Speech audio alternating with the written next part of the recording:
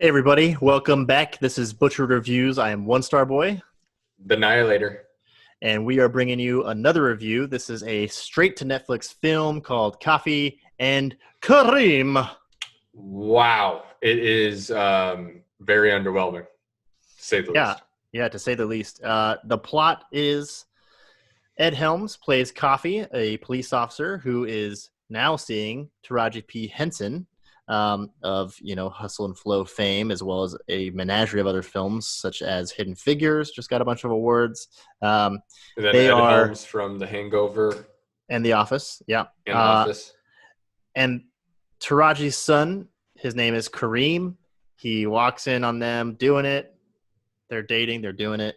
And is so turned off by this, the white cop would be dating his black mother, doing his black mother. So the entire plot is him trying to get revenge, like vengeance for this crime against humanity. So he tries to hire a hitman. That's Yeah. the plot.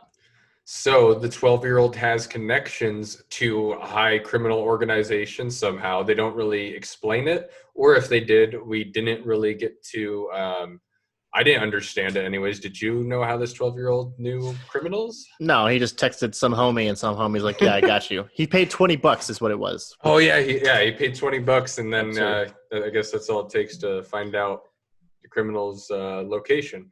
And so when they do go to the criminal's location to make a deal to beat up the white cop, Ed Helms, basically they see something they shouldn't see, and then that's where the criminals then want to kill them. Right. Eh, so outside of those characters, you get to see these gangsters, and a few other one-off actors that don't have big roles. They are kind of really the highlight of this film. I think that Yeah, they do a really good job. They have the funny surprisingly, yeah, parts. The main characters, which is basically Ed Helms and the boy, is awful to watch. It's yeah. just almost unbearable. Like they try to be funny, but it's just trope after trope after trope. Yeah, so they have like he was saying the side characters, they actually their jokes landed the most. You have Betty Gilpin or Gilpin. Gilpin, Uh, love her from The Hunt yeah. from our last review. So from our last review, Betty Gilpin, she does a great job in this movie again. Then you have two of the side gangsters that just have random jokes in there, but they actually land. And then you have Kareem and Ed Helms, the main character, the cop and the kid, and they have majority of the screen time, obviously, and they fucking suck. So Boo. We know the movie's Coffee and Kareem, but let's get that shit out of here, right? yeah, Uh, it's really bad.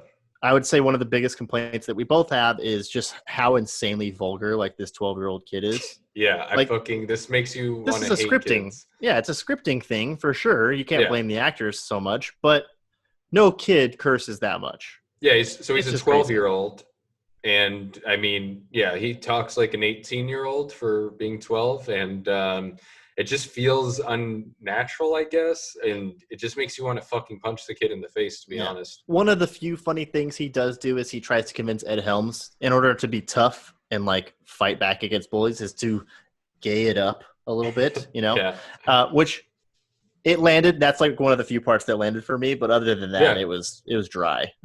yeah. There's a scene where he basically Ed Helms, being the awkward, goofy, White. stupid cop, Yeah. oblivious cop that he is, tries to emulate the kid's behavior of basically bullying, kind of.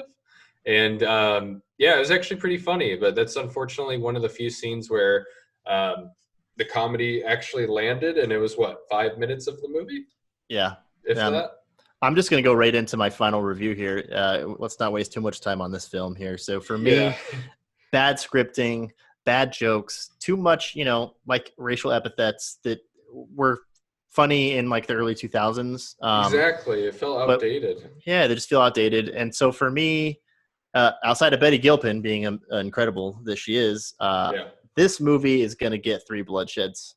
It's Oh. I would not recommend it. I would not watch it again. I kind of want to unwatch it as it is. Yeah, I mean, I can't say I hated the film, but I honestly was kind of sad we had to review it because it just felt like a waste of time, to be honest. But I'm gonna have to go with Four Bloodsheds. It was shit. maybe 3. I don't know. It was really just It was fucking, shit. it was terrible. Like I can't even like analyze the movie correctly because it was just so like there's not enough to work with. It was just really Yeah, yeah. bad. So yeah, I would probably give it a 3 bloodsheds. And I want to laugh.